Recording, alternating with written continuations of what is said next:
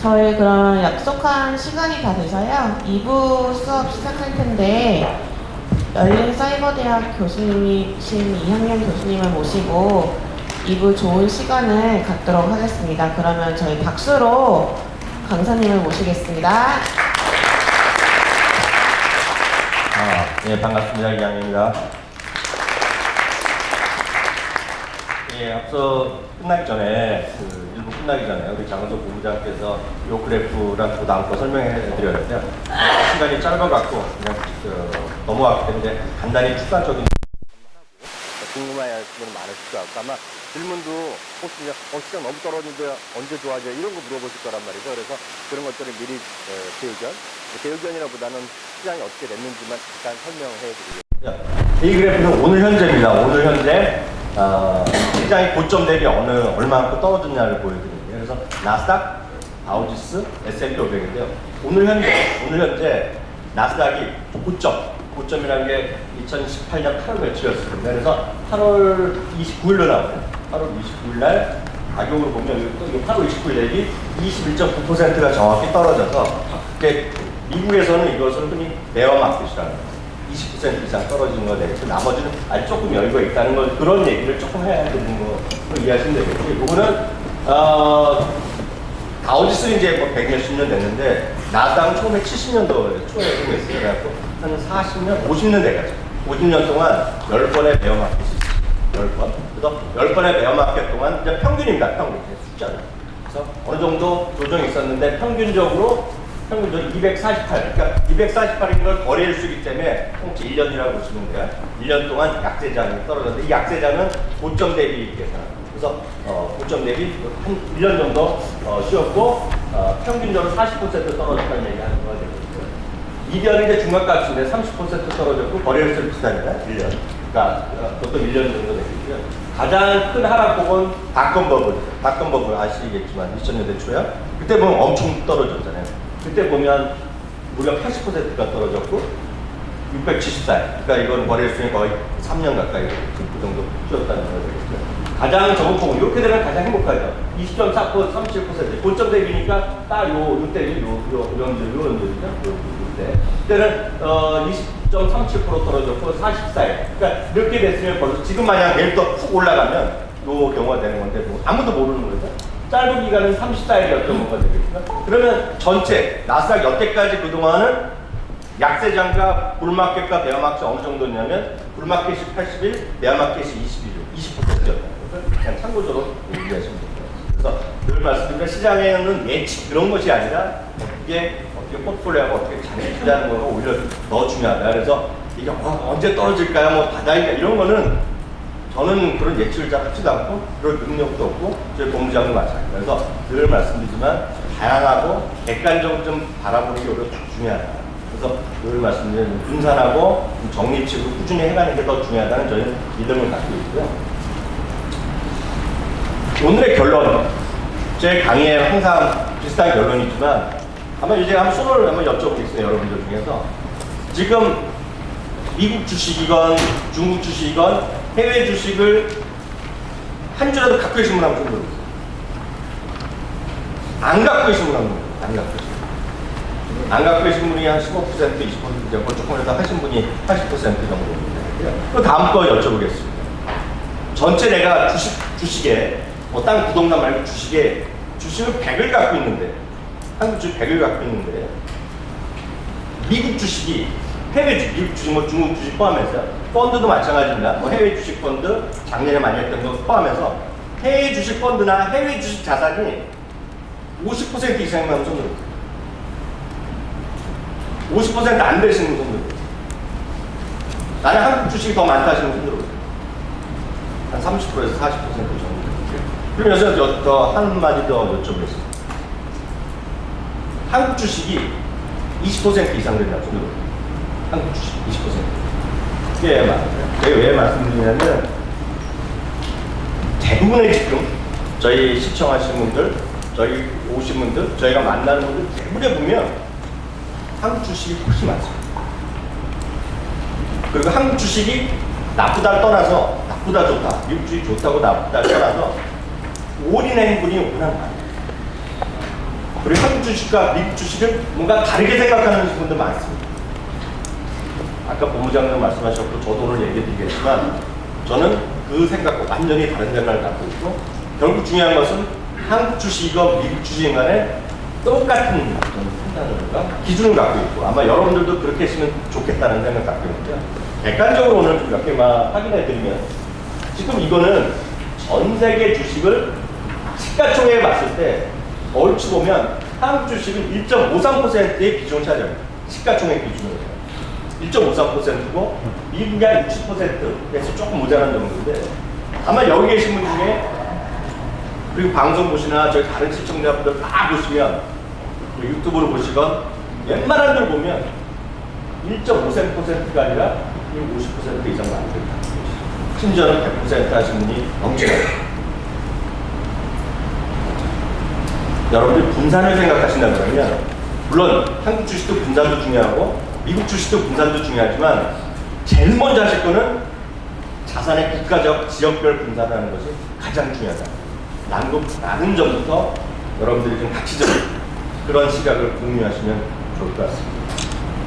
특히 내년 경제, 글로벌 경제 어떻게 될지 모르죠. 미국이 어떻게 될지, 한국이 어떻게 될지, 유럽이 어떻게 될지 모르죠. 당장 FOMC 의장이 바뀔지 어떨지 아무도 모르죠. 지금 블룸버그에서 지금 속보 뜨는 거 보면 대통령이 트럼프 어떻게 하더라도 지금 뭐 파이어 시키려고 뭐 또 국민 한 모양이야. 이슈가 되고 있는데 어떻게 될지 모르죠. 미국발 경기 소위 R에 대한 걱정 많이 하실 텐데요. 리세션이 있건 없건 간에 중요한 것은 분산부터 하셔야 돼요. 어느 하나라 미국도 올인해서도 안 되고 한국도 올인해서도 분명히 안 되지만 중요한 것은 장기적으로 좀 분산부터 하는 것이 제일 먼저라는 관점에서 좀 말씀드렸고요. 그런 관점에서 대한민국의 전체 시가총액은 9위 정도 전체 시가총액 9위 정도 되고요. 많은 분들이 분산하면 해외 주식 뭐 하냐 그러면 베트남을 얘기 많이 합니다. 베트남도 분산하는 거 맞죠. 분산의 대상이 맞는데 베트남은 절대 뭐 폄하하는 것이 아니라 베트남은 전 세계 시가총에서 0.0000001% 우리가 흔히 얘기해서 선진국, 우리나라 개발도상국에서 이머징 마켓이라고 그러잖아요. 베트남은 이머징 마켓에도 못 들어갑니다. 베트남은 소위 프론티어 마켓이죠. 프론티어. 그거는 우리나라 1,400개 있는 코스닥에서 시가총액 400억짜리 딱 사는 거는 같습니다. 분산이 아니라 딱 그거 하나 사는 거는 수비하는 거랑 똑같죠.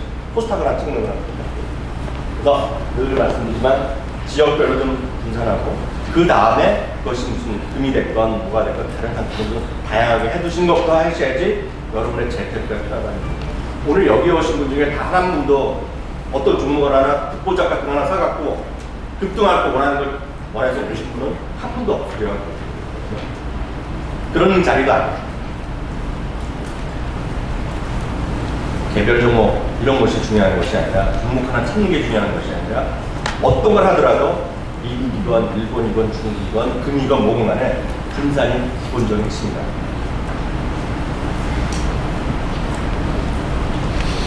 이 그래프 한번 설명드리겠습니다. 앞서 이제 아직 한 번도 안 해보신 분들 몇 분은 한 30% 계십니다. 한국의 주식 비중은 워낙 많이 실으신 분 계시는데 저를 이제 비판하는 분 중에 일부는 한국 주식 너무 폄하한다 그러죠. 절대 그렇지 않습니다. 다만 한국이건 미국이건 일본이건 중국이건 간에 앞서 본부장도 말씀하셨지만 결국 이익이 더 증가하는 것, 이익이 더 늘어난다고 컨센서스 전망치가 올라가는 것을 사면 될 뿐이라고 생각하고 있는데 한국의 매력은 결국은 개발도상으로서 이머징 마켓의 매력은 높은 성장성이었단 말이죠. 높은 경제 성장률이라는 얘기죠. 근데 이것이 2050년까지의 경제 성장률인데 여기 딱 보시면 여기는 한국이 여기 들어갑니다. 한국은 50년까지 경제 성장률이 캐나다나 미국이랑 비슷한 수준에 불과하죠. 그러면 성장률이 이렇게 낮으면 상대적으로 안정적이어야 된다, 회사가, 나라 자체가. 이 기업들도 마찬가지예요. 성장이 둔화되면 상관없어요. 그래도 안정적으로 배당을 주거나 많이 줘야 되는데 우리는 별로 그렇지 않죠. 예를 들어서 여러분들이 안정성보다 성장성 구워서 한다면 오히려 이런 쪽이 날 수도 있죠. 베트남, 인도네시아, 방글라데시, 파키스탄, 필라델, 그 필리핀, 나이지리아 이런 쭉쭉쭉 갈 수 있겠죠. 우리나라는 아직까지 개발도상국이 있지만 성장이 꺾여 있는 나라입니다. 우리나라 경제 성장률이 미국보다 올해 낮잖아요. 여러분들 어떻게 생각하실지 모르죠. 입장에 따라서 이게 뭐 좀 정권이 잘못됐고 정치를 잘못해서 그렇다고 생각할 수도 있고 뭐 그럴 수도 있겠죠. 저는 절대 아니라고 보겠습니다. 누가 대통령이 되건 누가 정권을 잡건 간에 지금 우리나라의 사회 구조 자체가 인구 사회적 구조 자체가 어려울 수밖에 없는 구간입니다. 그래서 많은 사람들이 일본의 잃어버린 25년, 30년을 얘기하고 있는 거예요. 현실화되지 않으면 좋겠으나 실제로 보면 상당히 어려운 구간이 지적으로 이어가고 있죠. 잠재 성장이 떨어질 수밖에 없죠. 결혼도 안 하고 결혼하더라도 애를 안 낳잖아요. 근데 어디서 성장을 합니까? 사람이 없는 거예요. 일본이요? 일본 요즘 보면 일자리가 넘친다고 많이 그러잖아요. 일본의 일자리가 왜 넘치겠습니까? 여러분 도쿄 이런 데 오사카 가면 도심 많이 가잖아요. 유흥가 이렇게 가잖아요.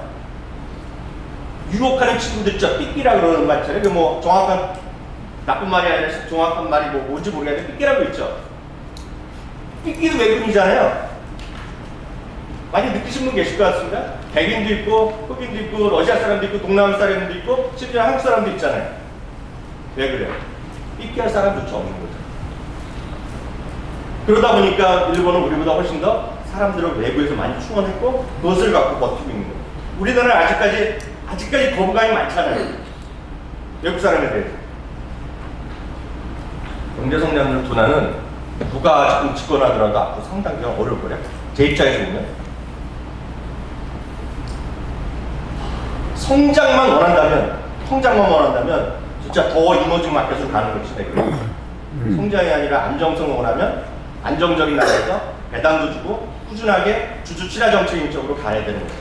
주주 친화 정책도 생각보다 말로만 하고 별로 안 하고 실제로 배당도 덜 주고 이익도 떨어지는 어떤 그런 기업이 있다 그러면 안 사야죠. 어느 나라일 건가요? 미국에 있더라도 그런 기업이 있으면 절대 사면 안 돼요. 미국이 아무리 좋다 하더라도 이익도 떨어지고 성장에 대한 동력 떨어지고 주주 친화 정책도 아니고 맨날 어떻게 싸우고 경영진이 맨날 바뀌고 아무리 그렇다고 하더라도 미국 기업이라고 산다? 절대 안 돼. 바로 그렇게 해당된 기업이 GE 같은 기업이 바로 그렇게 해서 주가가 좀 안 좋아졌던 거 아닌가? 저는 모르겠습니다. 저는 그렇게 생각해요. 제가 이런 얘기하면 상당히 비판적으로 얘기하실지 모르겠지만 우리는 내노라는 대기업이 있습니다. 대기업. 특정 대기업이 있단 말이에요. 근데 특정 대기업이 정말 주주 친화 정책을 했나? 아니면 대주주를 위해서 뭔가를 했나? 판단하시면 되죠. 아무리 봐도 주주보다는 대주주 위해서 뭔가 좀 합병하고 이상한 과정이 있었다? 그런 거는 뭐가 한국 장사가 좋다고 하더라도 저는 살 이유가 없다고. 이익이 꾸준히 늘어난다? 그러면 또 모르지만 그것도 아니다? 좀 모르겠어요. 한국 기업이건 미국 기업이건 중국 기업이건 일본 기업이건 간에 여러분들의 판단 기준은 이익이 꾸준히 늘어나고 주주 친화 정책을 하고 배당을 꾸준히 주고 아니면 배당을 안 주면 자사주를 많이 사고 그게 여러분들의 판단 기준이면 좋을 것 같아요. 한국의 위치가 딱 저렇다는 얘기를 보여드리는 것 같아요. 한국과 미국의 그럼 기업 구조를 보여드립니다. 왼쪽 거 보여드릴게요. 왼쪽 거는 한국의 코스피랑 주당 순이익입니다. 이 그래프는 저희 강의 오셨던 분은 보셨겠지만 저희 강의에서 처음 오신 분들은 한 번도 못 보신 그래프입니다. 오른쪽은 S&P 500의 주가와 주당 순이익입니다. 주가로 설명하는 변수는 계속 말씀드렸다시피 이익 외에는 더 없다고 믿고 있습니다. 이익이 설명이 안 되니까 많은 사람들이 기업을 연구하는 것이 아니라 뭘 연구하죠? 대한민국에서 주식한다고 하는 분이 제일 연구하는 거 뭔지 아세요? 연구를 뭘 하는지 아세요? 연구? 주가를 연구하죠. 주가를 연구하고 수급을 연구하고 뉴스를 탐구하고 정보를 캐치하려고 노력을 하죠. 하루 종일 HTS 손을 못 대고 네이버 다음 기업 게시판 들어가고 종목 게시판 들어가고. 그렇지만 지나고 나면 딱 하나입니다. 특히 2012년부터 16년까지 대한민국 주식이 재미없었어요. 박스권을 얘기합니다. 2017년에 주가 40% 올라갔어요. 굉장히 보면 빨간색 있죠. 오렌지색. 오렌지색이 주당 순이익입니다. 2012년부터 2010년까지 올라간 적이 없어요. 제대로. 주당 순이익입니다. 기업 이익 주당 순이익이 내려갔어요. 오히려 주가 유지행도가 다행이죠. 올라갔다죠. 작년에 처음 올라갔어요. 작년에. 그러니까 주가가 올라가죠. 올해 내좀 유지된다고 합니다. 근데 좀 재미없죠. 내년에 어떻게 될지 모릅니다. 저는 내년에 이익이 감소할 거라고 생각하고 있어요. 대한민국 전체 이익도 감소합니다. 올해는요 이익이 늘어났어요. 주당이 영업이익이 조금 늘어나는데 삼성전자랑 SK하이닉스를 제외하면 이익 감소하는 나라거든요. 그만큼 삼성전자, SK하이닉스가 할아버지죠. 하느님 같은 존재입니다. 지금 대한민국에 그 두 기업이 없으면 냉정히 말씀드리면 저평가라고 보기에도 쉽지 않아요. 물론 저평가입니다. 대한민국 저평가예요. PR이 8배가 안 나온다는 주장도 많이 있어요. 8배. 8배가 안 나오거든요. 근데 보시면 이머징 마켓 평균이 한 11배, 12배가 나와요. 11배, 12배가 나오는데요. 이머징 마켓이야. 그래서 저도 방송에서 저평가라고 얘기하지만 저평가는 대한민국은 30년째 저평가. 왜? 가장 큰 이유는 북한 문제가 분명히 있는 거예요. 근데 문제는 삼성전자, SK하이닉스의 이익을 빼고 나머지를 계산하면 대한민국 PR이 한 11배 이상 나오거든요. 그럼 뭐냐면 삼성전자, SK를 제외하면 저평가라고 얘기할 수 있다 없다? 냉정히 이야기하면 할 수 없어요. 그런데 아마 그런 일 잘 못 들으셨을 겁니다. 왜? SK 직권에서 한번 올봄에 썼다고 이걸 바가지 먹었어요. 그래서 그게 레포트가 잘 여러분들 검색이 안 돼요. 그런 레포트. 근데 냉정히 보면 그 두 회사 빼놓으면 절대 우리나라 저평가가 아니에요. 내년에는 삼성전자, SK하이닉스를 포함하더라도 주당이 감소할 가능성이 있습니다. 그러면 주가가 지수, 코스피, 코스닥 말할 것도 없고요. 이렇게 올라가기 쉽지 않을 것 같아요. 다만 딱 하나 변수가 있죠. 대한민국 얘기해드리면 한반도 문제가 북쪽으로 해결된다. 이러면 저평가 해소되겠죠. 그러면 어느 정도 올라갈 거 아니냐면 제 개인적인 생각이지만 하나증권이요. 하나금융투자 올 봄에 딱 북한 문제 해결될 때 우리나라 주가가 2,600이었습니다. 2,500 될 때 3,000포인트가 올해 안에 갈 수 있다고 하나금융이 얘기한 적이 있어요. 근데 왜 그러냐면 딱 20% 정도를 때린 겁니다. 딱 그게만 해결된다. 내년에 트럼프도 만나가고 앞으로 평화협정 한다 그러면 지수 한 20% 올라갈 수 있습니다. 왜? 저평가 어느 정도 해소되기 때문에. 아무 시장이라는 상관없이 올라갈 수 있을 거라고 저는 보고 있어요. 다만 그게 없으면 쉽지 않고요. 만약 그게 없더라도 이머징 마켓에서 돈이 막 몰리면 올라갈 수 있겠죠. 이머징 마켓. 무슨 이유가 됐건. 근데 왜 그러냐면 이머징 마켓 돈이 들어오면 삼성전자가 비중이 3번째, 4번째로 많습니다. 이머징 마켓에서 전체 시가총액. SK하이닉스가 15번째 정도 되거든요. 그러니까 그 정도의 수급 요인 제외하고는 내년에 크게 이 자체, 요 그림만 보면 이 그림이 내려갈 거라는 얘기예요. 오렌지색. 그렇기 때문에 증권사가 내년도의 목표치가 높지 않습니다. 내년도 리서치센터에서 내년도 목표치가 제일 높은 것이 저점과 고점이 제일 높은 것 중에 하나가 키움증권이 그나마 긍정적으로 보고 있고요. 신한금융 그런 데서는 아마 저점 1750, 1800 얘기하고 일반 2500 정도 얘기해요. 그래서 올해는 내년 전망치가 2000 이하가 꽤 많이 있습니다. 근데 그 이유는 그냥 얘기하는 것이 아니라 이런 거를 보고 있어요. 참고하시면 될 것 같고요. 미국은 어떠냐? 미국은 내년도에 앞서 보여드렸다시피 이익 전망의 전체가 눈높이가 낮아집니다. 그래서 지금 적게 6%, 많게는 8% 이익 증가를 얘기하고 있어요. 올해는 27% 정도 늘어납니다. 근데 왜 이렇게 줄어드냐면 이유가 뻔하죠. 올해 워낙 텍스 세이빙이 좋잖아요. 텍스를 감면해줬고 올해 외국에서 돈 들어오는데 그냥 감면해준 게 있어갖고 그래갖고 올해는 워낙 기저효과가 높아져 있기 때문에 내년에 떨어졌고요. 그래서 이 전망치가 약간 주가 목표치가 떨어질 수 있는데 그래도 여하튼 이익이 늘어나죠. 주가가 떨어졌기 때문에 지금 PR이 15배 수준까지 떨어지는 거예요.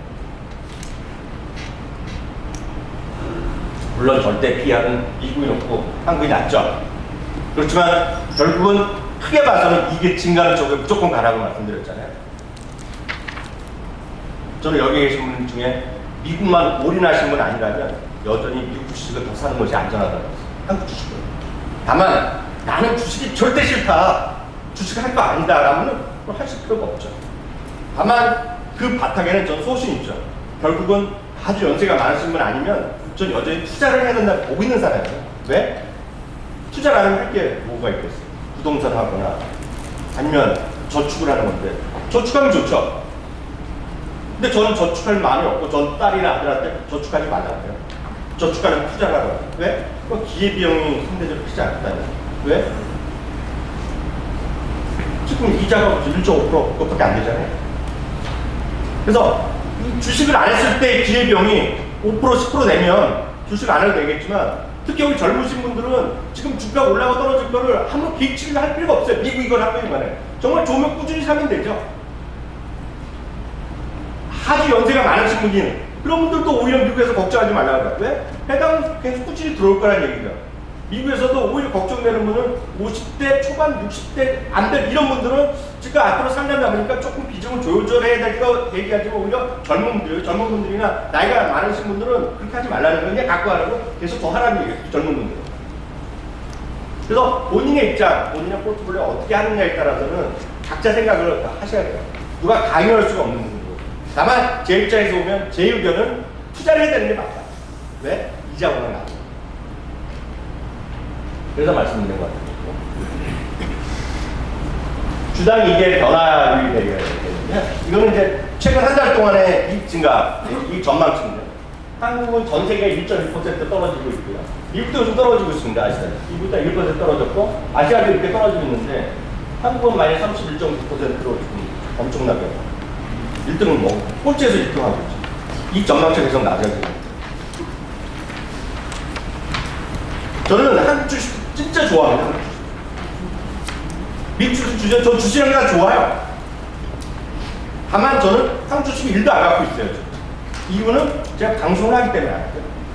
제가 방송을 하기 때문에 조금이라도 오해를 받을 수 있기 때문에 방송 정책도 있지만 방송의 정책이랑 상관없이 여러분들 믿거나 안 믿건 간에 저는 1도 없어요.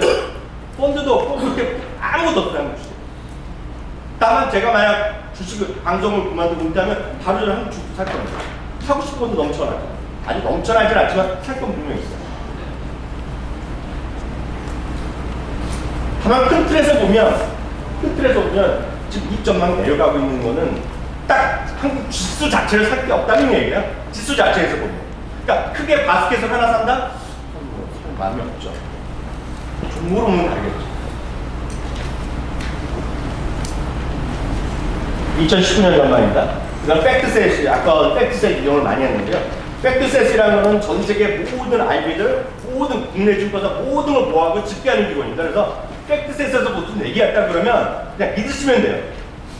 여러 번 강의할 때 다른 강의 때도 말씀드리지만 야 저런 한국 애널리스트 못 믿는데 저런 거 어떻게 못 믿냐 그러면 그냥 각자 알아서 차트 분석하면서 매년 하시면 되는 거예요. 특히 해외는 믿으셔도 돼요. 왜? 이런 거죠. 한국은 이런 게 있습니다. 한국은 현대자동차 있죠.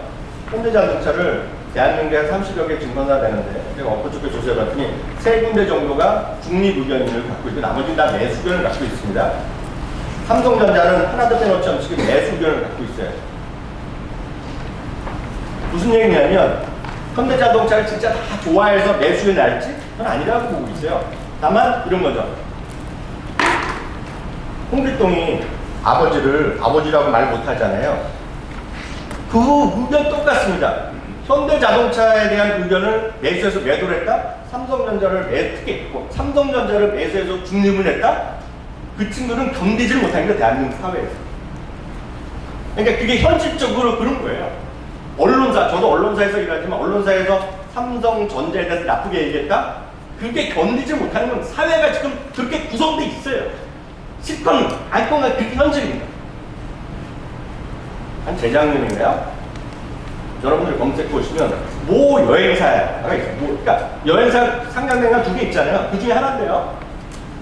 왜냐하면 제가 또 뭐라고 말하면 거기서 절 갖고 난리 날지 모르니까 모 여행사가 있는데 애널리스트 하는 곳에서 그 회사 의견을 투자기를 내렸어요. 난리가 났습니다. 갑질했습니다. 쉽게 해서 갑질. 결론은 뭔지 아세요? 그 친구가 증권사에 아직 있는지 모르겠지만 있었어요. 결국 그만뒀죠. 그 다음에 그 주가는 엄청 내려갔어요. 한 반토막 났어요. 대한민국은 중립의견 매도의견을 못 내는 나라. 낼 수가 없어요. 아니, 많은 사람이 언론들 그러니까 야, 왜 말을 못하냐 그러는데 한번 써보세요. 회사에서 연락 오죠. 제일 무서운 건 이제 고객들이, 투자자들, 지가 뭘 하냐고. 너 얼마나 잘하냐. 연식. 외국은 달라요. 외국은 기본적으로 공매도가 자유롭고 개인도 많이 하기 때문에 외국에서는 자기가 의견이 틀리면 걔는 아웃되면, 시장에서 아웃되면 끝나요. 특징이 뭐냐면 그래서 미국은 매수견 매도견 자유롭기 때문에 사실 우리나라 빼놓고 다 그렇다고 보시면 돼요. 매수견 매도견이 다양하기 때문에 목표 주가도 그렇게 높지 않습니다. 애플이요? 목표 주가가 해봤자 뭐 상승률이 한 15%가 안 짜릴 겁니다. 우리나라 삼성전자 30% 나올 거려? SK 30% 나올 거려? 왜? 매도 의견이 없기 때문에. 애플은 지금도 매도 의견이 있고 아마존도 매도 의견이 있고 다 있다는 거예요 지금. 일단 믿으셔도 돼요. 제가 드리는 말씀 믿으시면 돼요. 이걸 믿지 못한다 그러면 까놓고 미국 주식하시면 안 돼요. 미국 주식에서 무조건 돈 날린다 보시면 돼요. 왜? 대한민국의 트라우마를 갖고 대한민국 주식시장의 트라우마를 갖고 미국 주식, 해외 주식을 보는 순간 전 절대 안 된다고. 한국 주식의 트라우마보다 계속 갖고 있어도 돈이 안 됐다. 이익보다는 결국 이상한 뉴스에 따라서 올랐다 떨어졌다. 그런 트라우마가 있기 때문에 자꾸 5분 봉이다 10분 봉이다 차트 분석을 한 거죠. 그래서 제가 그런 얘기를 약간 비판적으로 얘기했다가 어디서 얘기했다? 머니에스라는 곳에서 제가 공개했고 그거를 KBS 라디오 경제 라디오 세미나에서 토요일날 하는 방송에 뭐 녹화 중계가 된 적이 있어요. 그래서 올해 먹은 욕 중에 최고의 욕을 먹었습니다. 머니에스에서 물론 네이버에서 뉴스를 날 때 약간 섹시하게 잡았어요. 그 제목이 뭐냐면 대한민국 주식 투자자 99%는 주식 투기를 한다. 그걸 제목 썼어요. 그래갖고 엄청 욕을 먹었어요. 오늘 저희 제목은 그렇게 기사 나갈 것이 아니니까 다시 한번 얘기하겠지만 전 대한민국 주식 투자 여기 계신 분들도 그렇지 않겠으나 대한민국 주식만 하신 분들은 90%가 말로는 주식 투자하지만 주식 투자한 적이 없어요. 자자 다 주식 투기를 하고 있다고 보고 있고요. 돈 놓고 돈 달기 때문에 한 거예요. 왜? 되지도 않는 걸 갖고 분석한 거죠. 차트 분석, 쑥 분석, 시세 분석. 그렇게 해서 돈을 벌었다 그러면 앞으로도 쭉 하시면 돼요. 그렇게 해서 돈을 안 벌었다 그러면 모르겠어요. 앞으로도 한국 주식 그렇게 하시면 되겠으나 최소한 그런 방식을 미국에 접목하는 순간 무조건 깨집니다. 무조건 안 돼요. 여러분들 집에 차트 분석 책 있다? 무슨 분석법 책들 있잖아요. 제가 늘 말씀드리면 갖다 버리시면 돼요. 갖다 버리시기 아까우면 예스14가 팔면 돼요, 중국. 왜? 절대 돈이 안 되는 거거든요. 왜? 그걸로 그렇게 매매하는 애 자체가 없는 거예요. 대한민국의 코스닥이요?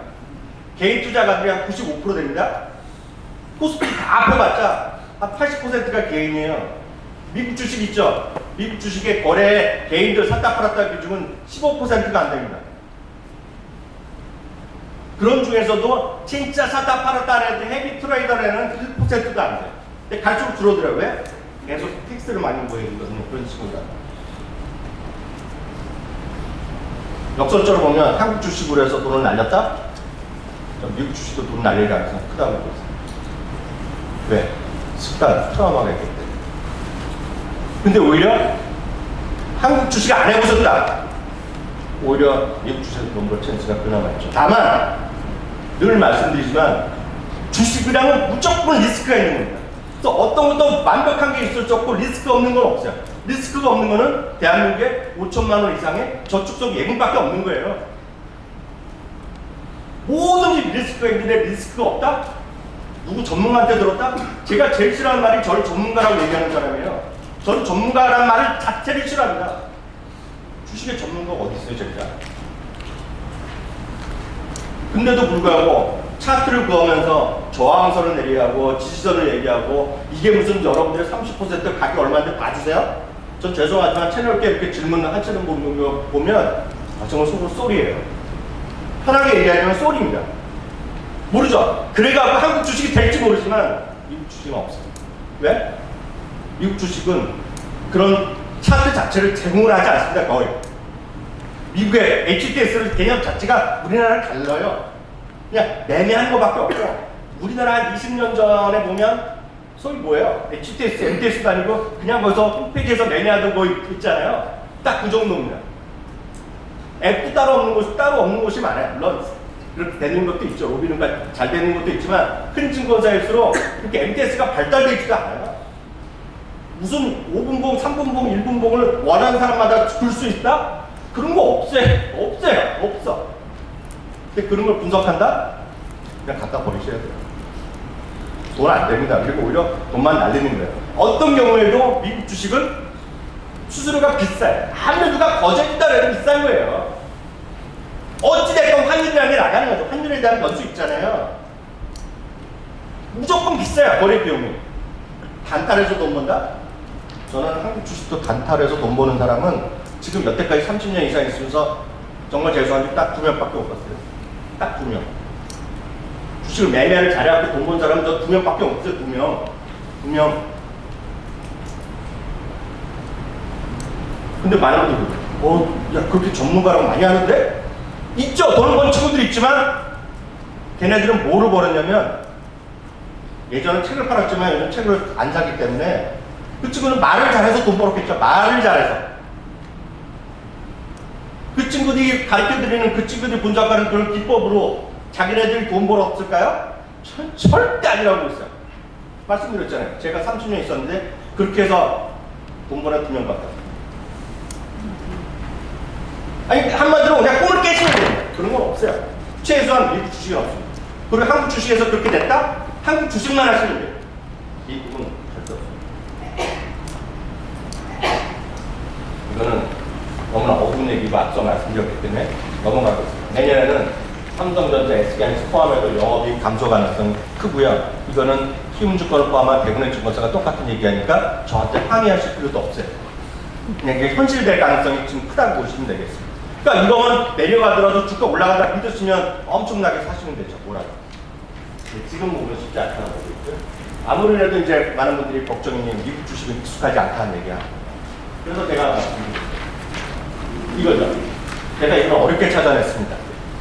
여기 젊으신 분은 태어나지도 않았을지 않았겠지만 1999년부터 2004년까지 MBC 퀴즈가 줬다. 기억하시는 분 손 들어보세요. 네? MBC 퀴즈가 줬다. 1999년. 기억하세요? 아까 저기 다시 한번 손 들어보세요. 저기 그 회색 옷 입으신 분 있죠? 머리가 그거 네, 뒤에 했죠. 그때 기억나세요? 무슨 찬스 있었던 거 기억나시면 말씀해주세요. 문제를 모르잖아요. 답을 우리 막 찬스 하나 있었잖아요. 그때 기억나세요? 네? 네. 지금 어느 분이 말씀하셨어요? 네, 선물 하나 드려요. 아 진짜 대박이에요, 대박. 주식하신 지 미국 주식을 해보셨어요? 네. 그러면 이거 드신 티셔츠를 이거는 웃을 게 아니라 이거 정말 이거 대한민국에 살 수가 없습니다. 저희가 직접 제작했습니다. 제가 왜 말씀드리냐면 그때 전화 찬스가 있고 인터넷 찬스가 있었는데 인터넷 찬스를 그때 네이버에서 지식 검색할 때는 막 생겼을 텐데요. 그때 이런 표시가 나왔잖아요. 온갖 사람들이 네이버 검색했잖아요. 40조 동안 네이버 검색해갖고 그때는 네이버인지 모르고 인터넷 많이 안 쓸 때니까 막 했던 기억이 있는데요. 그 다음 또 뭐든지 광고 보면 네이버 검색이 있었잖아요. 그죠? 네이버 검색하시라, 검색창에서 쓰라. 한참 다음도 있었지만 이제 네이버로 굳어졌고 모든 사람이 모르면 네이버에서 찾았는데 요즘 저희 와이프도 맛있게 김치찌개 끓이는 법, 맛있게 스테이크 굽는 법 어디서 검색하는지 아세요? 유튜브. 이제는 선물 받으려고 막 지금 유튜브에서 검색하잖아요. 유튜브. 근데 제가 진짜 깜짝 놀랐어요. 진짜 이거 여러분들도 얘기했지만 여기 보시면요. 유튜브가 289시간으로 제일 많이 쓰고요. 카카오톡 50대에서만 카카오톡을 많이 쓰죠. 50대 어르신들 저를 포함해서 이런 사람들이 거기서 이제 막 가짜뉴스 받아야 되니까 에? 그리고 나 유튜브를 많이 보잖아요. 보시면 검색이 편리해서 요즘 보면 자식한테 얘기하고 뭘 얘기하면 맞나 아니냐는 유튜브에서 바로 아빠 그거 틀린 소리야 딱 그러잖아요. 근데 다 이걸 알았는데 제가 엊그저께 한 일주일 전인가 본부장이랑 같이 지하철 타다가 여의도에서 지하철 타다가 진짜 깜짝 놀라서 제가 딴 거 아니라 제 아이폰을 찍은 겁니다. 찍은 거예요, 찍은 거. 혹시 지하철 광고 보신 분 계실지 모르겠어요. 이게 저는 안 먹어봤는데 60개 찍힌인데 여기 밑에 이렇게 써있어요. 유튜브 이용자 추이 검색하라. 뭐냐면 이게 현실이에요, 현실. 현실.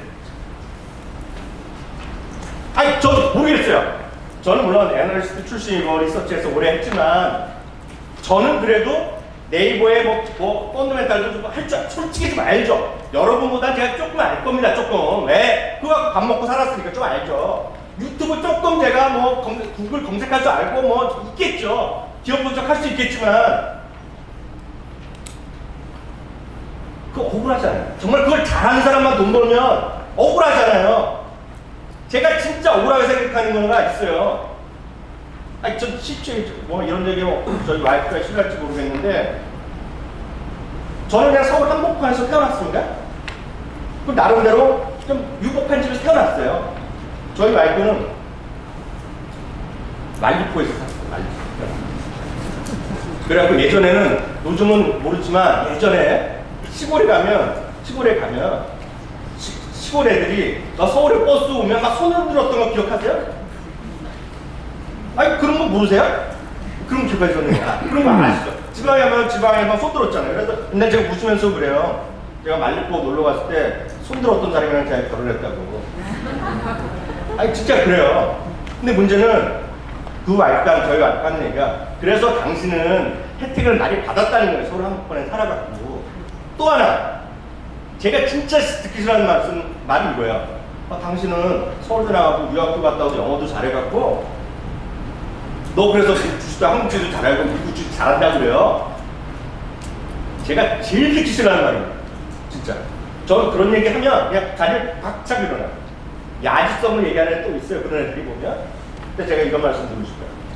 대한민국에서 1년에 서울대 경영학과 400명 들어갈 건데 모르겠어요. 요즘 몇 명 들어가는데 300~400명 들어갈 거예요. 하버드나 MIT 1년에 못 들어가도 우리나라에서 5명 들어가요. 최소한 1년에 그런 하버드, MIT, 스탠퍼드에서 경영학, 투자 관련해서 박사하는 사람이 최소 1년에 5명은 나올 겁니다. 우리나라에 그런 사람 수백 명 있을 거고요.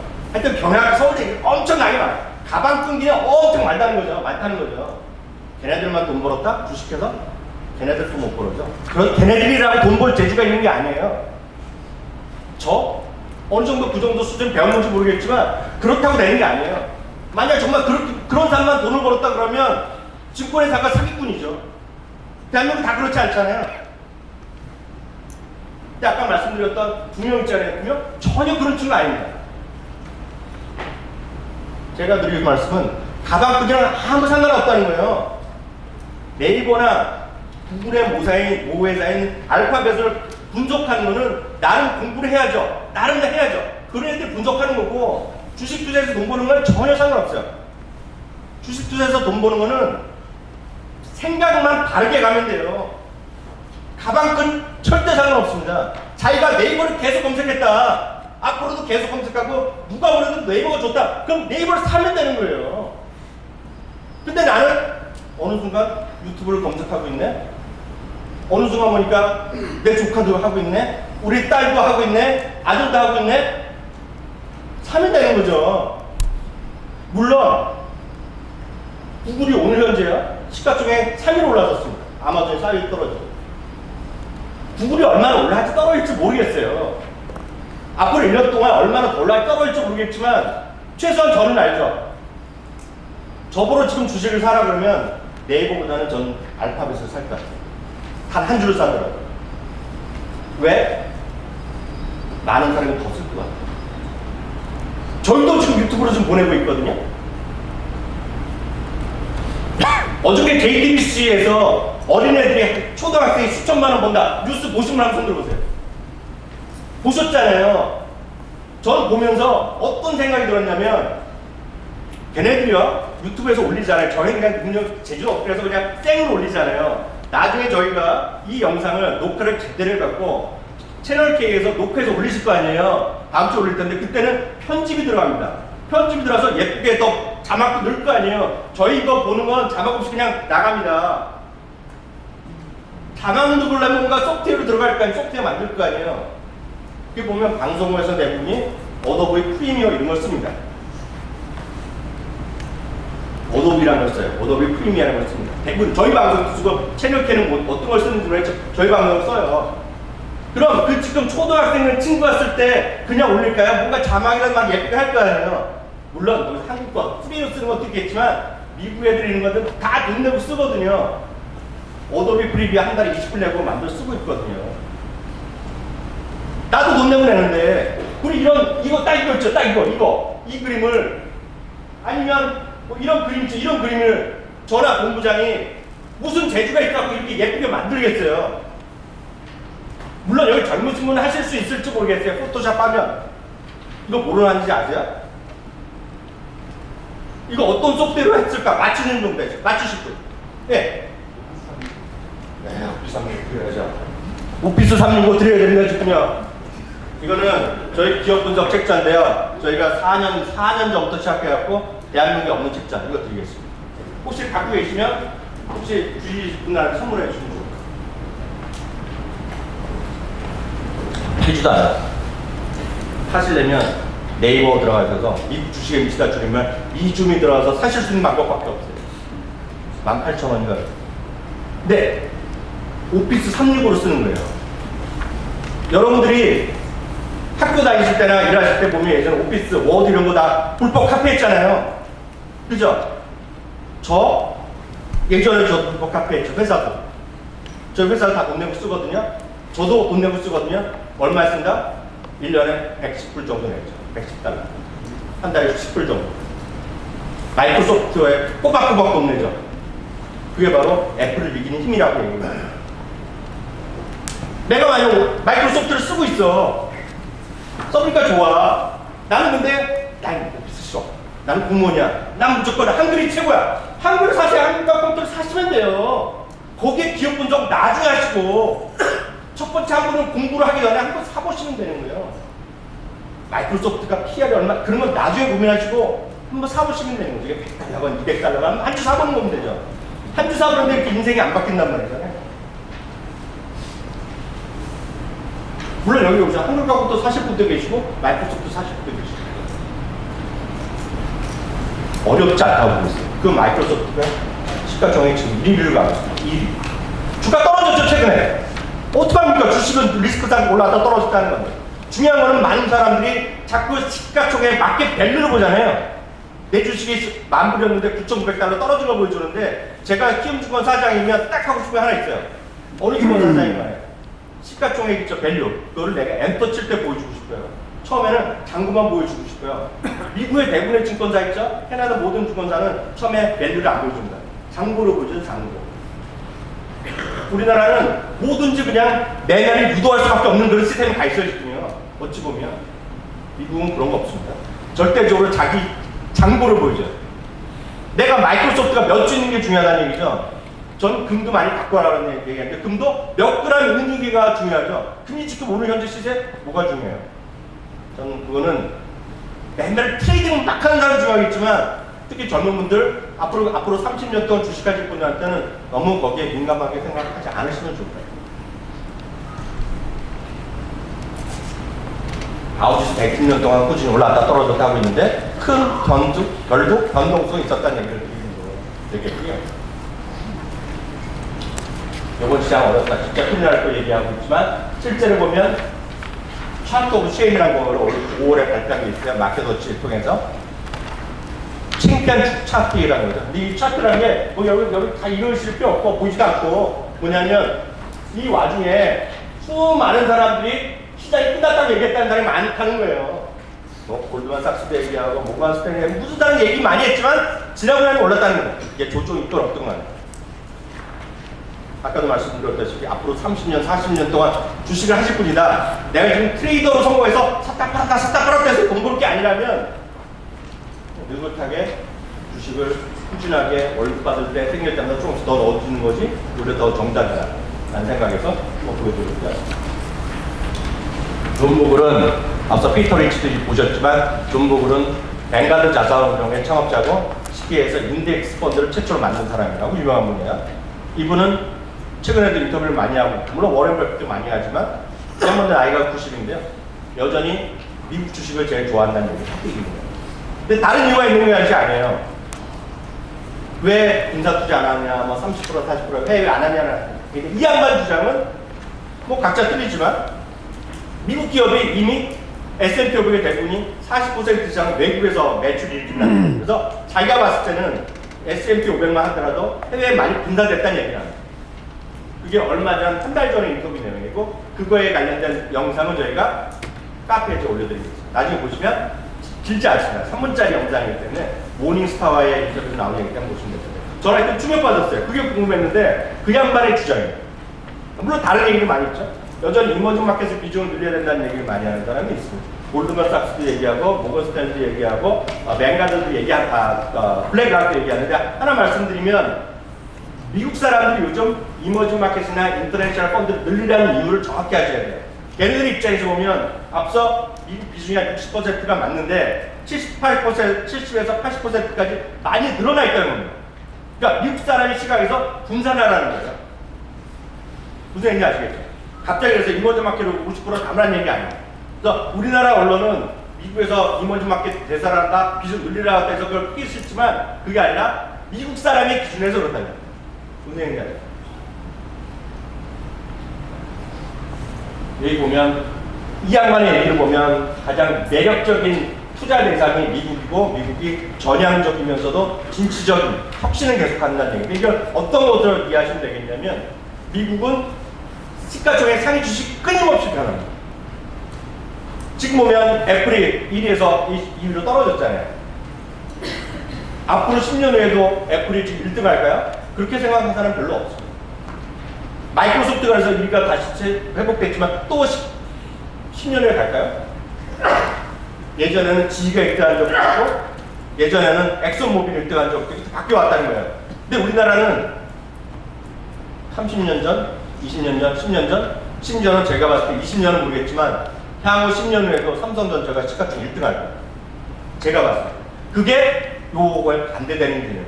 우리나라는 시가총액 10위 안에 최근 한 20년 동안에 새로 들어온 거가 한 2개밖에 없을걸요? 네이버랑 요즘 셀트리온 정도.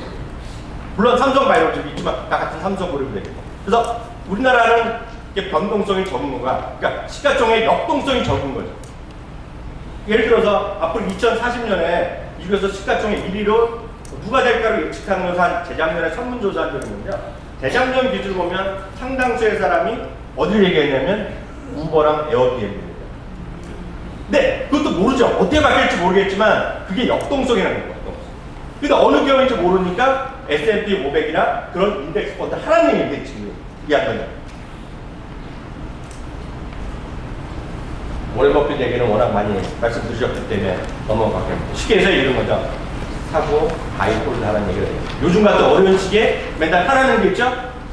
너무 차트 보지 말고, 가격 보지 말고, 거기에 노이즈에 휩쓸리지 말라. 너무 많이 보지 말라는 얘기죠. 저희 할 수 없이 잡이기 때문에 새벽부터 3시부터 일어나서 보지만, 보통부터 그럴 일이 별로 없다는 거예요. 이 양반 얘기. 그러면서 오히려 뭘 알아? 오랜만에 친구한테 그동안 연락 안 했던 친구를 만나라는 얘기예요. 전화해서 만나서 수다 떨라는 얘기예요. 진짜. 그리고 아니면 손자, 이 양반 나이가 있고 손자랑 나가서 뭘 사 먹어라? 아이스크림 사 먹으라는 거예요. 이 양반이. 모르겠습니다. 저는 저희 카페, 미국 주식 MC가 카페도 있고, 뭐, 블로그도 하고 다 하지만, 유튜브도 하지만, 미국 주식 투자, 한국 주식에 많이 해갖고, 트레이더 해갖고 정말 단타하시는 분들 저희 회원분들 없어요. 왜? 저랑 안 맞아요, 저랑. 그런 거 저는 그렇게 해서 돈을 벌 재주가 없다. 그런 게 없다고 보고 있는 사람입니다. 그러니까 시계에 뭐라 전업 투자이죠. 전업 투자 왜 하는지 솔직히 이해가 안 돼요. 그리고 저는 돈을 벌 수가 없다고 보고 있어요. 앞서 말씀드렸던 2명이 있다는 점. 제가 아는 사람 중에서는 물론 제가 다양한 사람을 알지 못할 수도 있다고 얘기하실지 모르겠지만 저는 은근히 수많은 사람을 봐왔거든요. 저는 그게 별로 없다고 보고 있어요. 특히 미국 주식은 없다고 생각합니다. 이걸 좀 약간 정리해놨습니다. 이 양만 얘기만. 매수 및 보유 전략이 가장 좋은 전략이고, 목표에 맞게 포트폴리오가 고정되어 있으면 투자 포트폴리오에서 떨어져 있어라. 너무 신경 쓰지 말아라. 축법을 또 재미난 게 있어요. 미국식 영어인데가 되겠는데, 축법을 광고 중에서 재밌던 것을 다시 보라는 얘기를 합니다. 그냥 딴 걸 하라는 얘기예요, 딴 거. 너무 주가 보지 말고, 주가 연구하지 말라는 얘기예요. 애들과 함께 아이스크림도 먹고, 오랫동안 얘기를 못 나눈 친구가 즐겨라는 얘기를 합니다. 앞서 본부장께서는 내년 1월부터 12월까지에 어떤 주식을 하면 배당 투자 좋은지를 말씀드렸는데요. 저는 사실 트렌드 책을 거의 3년 썼는데 올해는 못 썼어요. 너무나 바빠갖고 쓰고 내년에는 10년짜리를 좀 장기 거를 쓸 텐데, 그래서 준비해 놨던 것 중에 3개만 우리가 간단하게 내년에 좀 중요할 것 같은 거 말씀드리도록 하겠습니다. 전 4가지를 생각하고 있는데요. 첫 번째는 공유경제, 두 번째는 구독 서비스, 세 번째는 모바일 헬스케어, 네 번째 에어로스페이스. 이쪽을 저는 좀 중요한 내년의 변수라고 생각하고 있습니다. 첫 번째는 공유경제가 되겠는데요. 결국 소유보다는 경험하는 세대로 바뀌는 겁니다. 이게 뭐 그냥 놀러로 표현하고 뭐가 됐든 간에 집을 사는 게 아니라 그냥 렌트하고 아니면 그냥 놀러 다니는 거죠. 제 조카도 대표적 놀러 중에 하나인데 그냥 툭 하면 여기 놀러 다니는 거예요, 남자애들. 결혼할 마음도 누구랑 가는지 모르지만 외국 자주 가요. 특히 내년 봄에 우버랑 리프트가 성장을 추진하고 있고, 공도 이렇게 한 2주 전에 똑같은 날 우버랑 리프트가 파일링이 들어갔어요. 신청이 들어갔어요. 그래서 내년에 우버랑 리프트가 크게 시장에서 관심을 끌 가능성이 있어요. 처음에는 흔들거릴지 모르겠지만 우버 같은 거 나오면 한 10주 살 거예요. 저 같은 경우. 그럼 사보는 거죠. 그 다음에 좀 보겠죠. 어떤 분들이 이걸 우버에 첫날 사가고 와우 났다 떨어질 때 어떻게 좀 이런 건 모르고, 하여튼 그런 것이 커질 수밖에 없는 그런 시대적 상황이라고 얘기해야 됩니다. 두 번째는 구독경제입니다. 구독경제라는 건 이거죠. 앞서도 마이크로소프트 얘기하고 어도비도 말씀드렸다시피 일정 수준 돈을 내갖고 그냥 꾸준하게 쓰는 거죠. 그게 이제 마이크로소프트 같은 거가 되죠. 어도비 같은 것도 마찬가지입니다. 그러니까 그런 구독경제가 우리나라도 많이 바뀔 수밖에 좀, 예를 들어서 이런 거죠. 자동차 얘기를 나누는 거. 넷플릭스 같은 거 보시면 넷플릭스가 지금 우리나라 돈 한 10,000원 정도 내네. 네, 그래서 뭐 무제한으로 보잖아요. 전 넷플릭스 같은 데 좀 미쳐있는 사람이고, 사실 저는 뭐 많이 저를 아시는 게 계시겠지만 넷플릭스 보고 아마존 프라임도 보고 다 보거든요. 디즈니에서 나오는 순간 또 어떤 갈피 또 볼 거예요. 왜? 마블을 좀 미친 듯이 좋아하기 때문에. 그럼 보는 사람 입장에서 보면 이제 돈 내는 거예요. 그래서 그렇게 정말 자신 있으면 넷플릭스가 주가 떨어지면 어때요? 지금 많이 없다. 근데 내가 넷플릭스한테 계속 10,000원씩 낸다. 한 주부터 사고 보는 거예요. 제가 왜 한 주를 강조하냐면, 처음에 여러분 관심사 한 주부터 무조건 사시고 나서 그 다음에 공부를 하셔야 돼요. 문제는 공부를 다 고민하다가 아직도 안 사시는 분 많죠.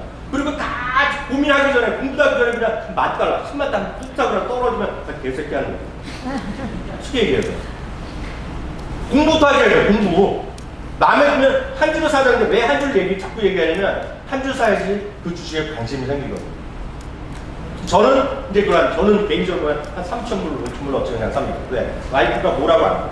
3,000불, 5,000불 정도 설계해요. 근데 만불 사면 뭘 알고 샀냐 혼나지만 그 정도는 있죠. 근데 각자 생각하는 수준이 있죠. 한 주 사는데 인생이 안 나. 무슨 얘기인지 알죠? 또 넷플릭스 진짜 좋아하면 이거 샀는데 공부하다 보면 이거 너무 효과돼. 안 사면 되잖아요. 더 안 사면 되는데 공부하기 위해서는 뭔가 가봐야 돼. 그런 관점에서 계속 말씀드립니다. 넷플릭스가 그런 거 되겠죠. 오피스 369 말씀드렸고요. 앞서 말씀드렸던 유튜브 크리에이터 뭐 이런 것들 있잖아요. 그리고 다 똑같죠, 결국.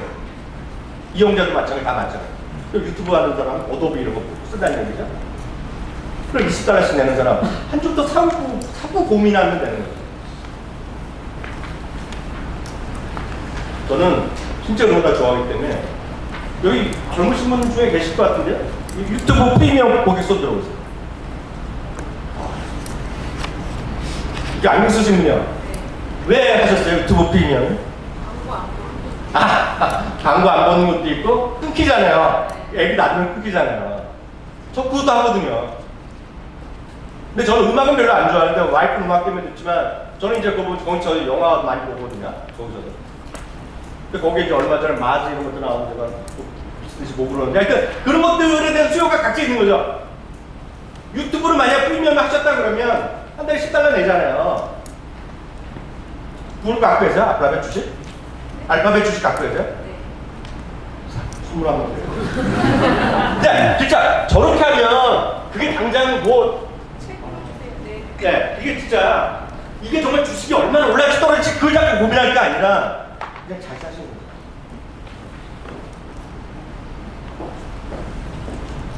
패스포트가 말이야. 폴쉐가 재작년 말에 시범 서비스를 시작했어요. 폴쉐가 보면 이렇게 종류가 많은데 한 달에 2,000불 내면 8개 차 중에서 많은 걸 골랐다. 3,000불 내면 10개 차 중에서 골랐다.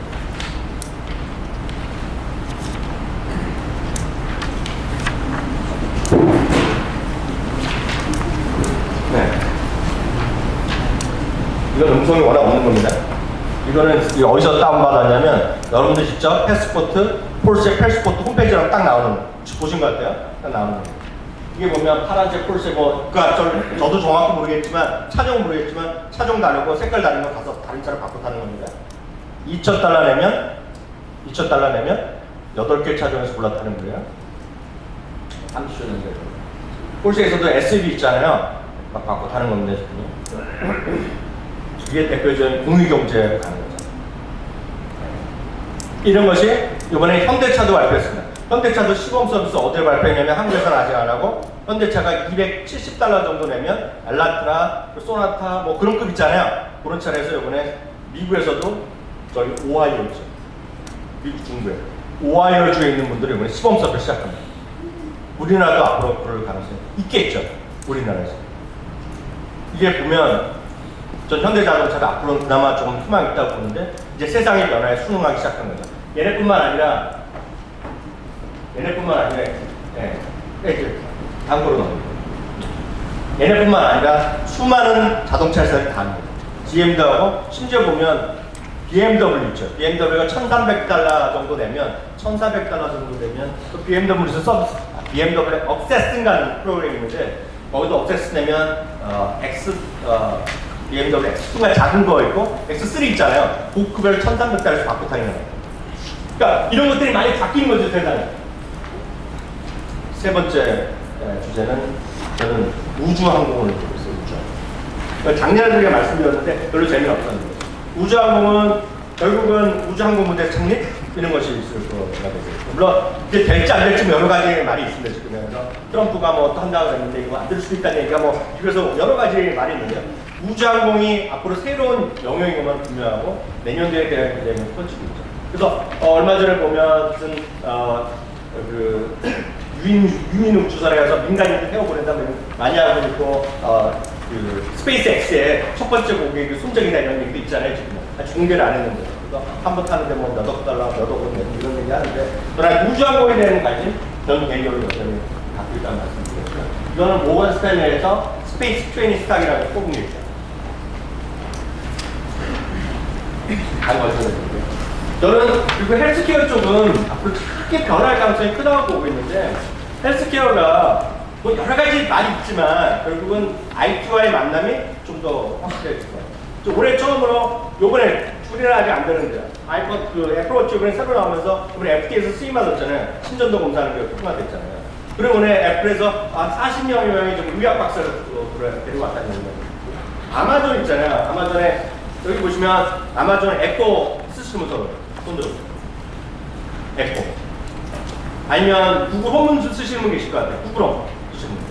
네, 구글 홈 쓰시는 분 계실 텐데 구글도 마찬가지인데 지금 거기 시리를 통해서 구글 아니면 아마존이 됐건 아마존에 뭐 구글을 모으이 됐건 무슨 아마존에서 알렉사가 됐건 그걸 통해서 사람들의 뭐 움직임이 있다 그 사람들의 건강 같은 거를 체크해갖고 바로 무슨 이머전시 보내주고 이런 것들을 이미 지금 시범 서비스를 하고 있고 대응을 많이 하고 있다는 거죠. 그래서 내년에 보면 구글에서도 웨어러블 기기가 많이 나올 거라는 얘기예요.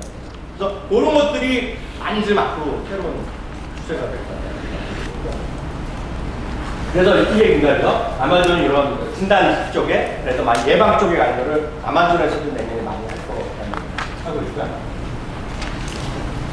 마지막으로 늘 말씀드리면 이거는 스킬하지 마시고 36배, 37배 룰렛 하지 마시고 장기 투자. 진짜 좋은 것들을 한 주부터 시작해서 투자해야 된다고 말씀드립니다. 10년 전에 테슬라를 $1,000 투자했으면 지금 뭐 얼마 됐다는 얘기예요. 실제로 보면 21,000달러가 됐다는 얘기인데 이건 왜 말씀드리냐면 아마존이 중요하고 테슬라가 중요한 것이 아니라 진짜 좋은 것들은 장기적으로 좀 갖고 가셔야 된다는 거예요. 흔들거리면 얼마나 테슬라도 오래 된다는데도 엄청 많이 했잖아. 망한다 어쩐다 그랬지만 진짜 테슬라를 좋아하는 사람은 그냥 갖고 가는 거죠. 진짜 좋아하면 자꾸 한국 생각으로 정말 이상한 거 하면 갖고 있으면 더 망한 적들 꽤 있죠. 근데 뭐 오히려 보시면 한국 기업 중에서요. 대표적인 기업 말고 여러분도 혹시 코스닥도 많이 해보시고 중소형에서 해보셨다면 사실 손을 자기 왼쪽 가슴 올려놓고 한번 생각해 보시면 돼요. 이 방송을 보시는 분들도 얼마나 그 코스닥 중소형주 얼마나 알고 매매를 하셨냐 이거죠. 내가 고객도 아닌데 얼마나 많이 했냐는 얘기죠. 북한 테마시도 마찬가지죠. 예를 들면 요즘 핫한 수소차 관련주도 마찬가지죠. 얼마나 그거 알고 매매를 하냐는 거죠. 그냥 장기적으로 샀다 팔 생각도 하는 거잖아요. 오히려 미국 주식은 아는 것만 하세요. 아는 거. 들어본 걸 하세요. 들어본 회사.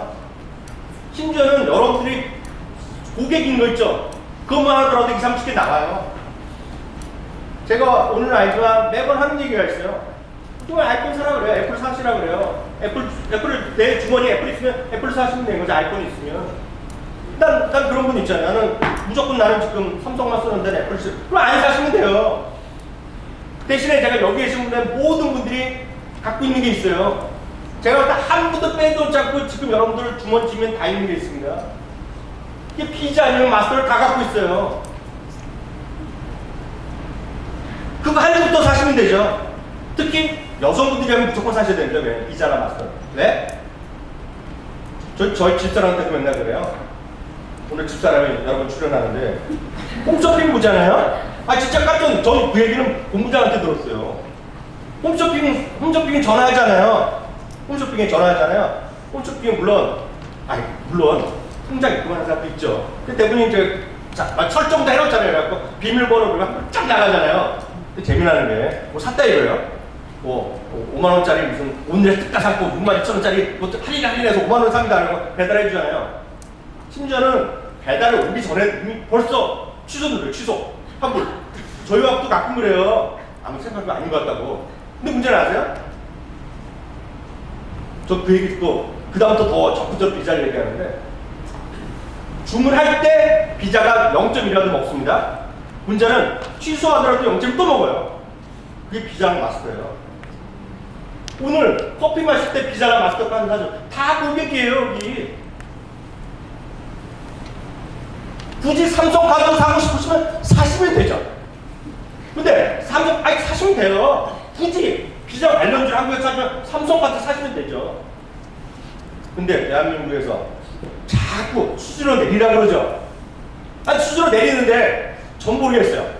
비자에서 0.1 받는 거 대한민국 정부에서 뭐라 그런다. 인도 정부에서 뭐라 그런다. 일본 정부는 수수료 얘기 안 할까요? 일본 정부도 마찬가지입니다.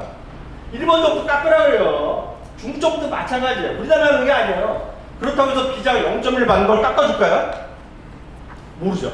깎아줄지 모르죠. 대한민국 정부가 모르죠. 근데 저는 제가 100% 확신할 수는 없으나 안 깎아줄 겁니다. 누가 깎아주겠어요? 삼성카드가 깎아줄 겁니다. 다 고객이에요. 여기 계신 분들은. 제가 지난번에 어떤 강의 갔더니 내가 비자를 얘기했더니 비자 없다는 거예요. 마스터만 사. 그럼 마스터 사시라는 거예요. 그게 주가가 떨어졌죠. 또 하나 말씀드리면 코스트코 있죠. 코스트코. 여기 코스트코 회원 손 들어보세요. 여기 손 들어본 중에서 코스트코 주주분 손 들어보세요. 계속 유지하고 계세요. 그러니까 여기 계신 분은 돈을 버시는 거예요. 좋은 거죠. 잘하고 계시는 거예요. 저는 코스트코 말하지만 코스트코 PR이 몇 배인지 잘 몰라요. 아세요? 모르시죠. 제가 아는 거 배당률이 높지 않아요. 배당률이 높지 않아요. 근데 제가 깜짝 놀랐어요. 배당률이 왜 높지 않을까 봤더니 코스트코는 그 통장을 계속한다는 거예요. 회사 설명 보니까 아직까지 갈 데가 많다. 배당률을 못 따는 거는 성장이 멈추는 거예요. 그러니까 우리나라도 KT가 높고 SK텔레콤이 배당이 높잖아요. 물론 SK텔레콤은 주수가 적고 워낙 자기네끼리 갖고 있다는 그런 건 있어요. 그죠? 전반적으로 무슨 얘기인지 알죠? 잘하고 계시죠? 과거에 10년 전에 1,000달러 샀을 때 이렇게 바뀌었다는 거죠. 물론 중간중간에 그렇게 많이 바뀌었죠. 변동성이 있겠죠. 액티비티와 블리자도 올해 박살났습니다. 근데 진짜 내가 자식이 진짜 게임에 미쳐있어요. 최소한 그 자식 위해서 그 자식 사시라고 해요. 사시라고 해요. 사주시면 된다는 얘기예요. 마지막으로 2018년 12월 20일 날 마켓대처에서 난 기사를 소개하고 바로 질의응답 시간 바로 가겠는데요. 2018년 12월 20일 엊그저께 나 따끈따끈한 겁니다. 돈 되는 선물이라는 얘기 주제를 나왔는데요. 이런 거죠. 자제분들 선물 고민되시잖아요. 근데 제가 진짜 이거 읽으면서 제가 제 얘기가 딱 했어요. 제가 여태까지 받은 선물 중에 스웨터 사주는 걸 제가 제일 싫어했어요. 입지도 않은 걸 사주고. 근데 이거 쓴 사람이 자기도 어렸을 때 그랬다는 얘기를 하고 있고, 자기도 얼마 전부터 가족들이 모여서 크리스마스 선물로 그런 걸 안 주기로 했대요. 대신에 자식들한테 뭘 주기 시작했다? 주식을 사줬다. 주식도 걔들이 알만한. 제가 지난번 강의할 때 이 얘기를 딱 했던 거 기억나실 분 계실 거예요. 자식들이 알만한 걸 사주시죠. 근데 이 얘기가 딱 합니다. 1927년, 요즘 시장이 어려운데요.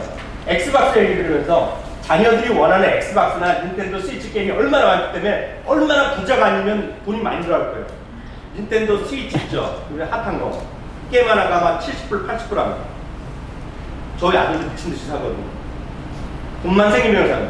제가 외국에 있는데 제가 작년에 200달러를 주고 왔어요.